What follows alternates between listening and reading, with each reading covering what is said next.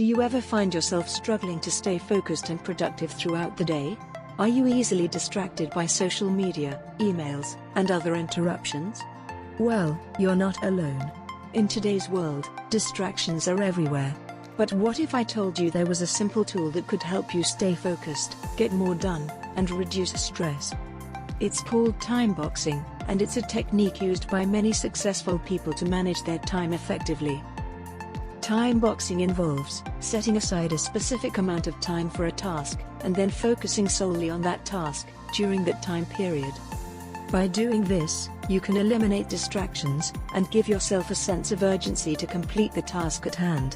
When the time is up, take a short break, and then move on to the next task. This helps to keep you fresh and energized throughout the day, while also ensuring that you make progress on all of your important tasks. Not only does timeboxing help you get more done, but it also reduces stress and anxiety by breaking large tasks into smaller, more manageable chunks. So, if you're feeling overwhelmed by your to-do list, give timeboxing a try.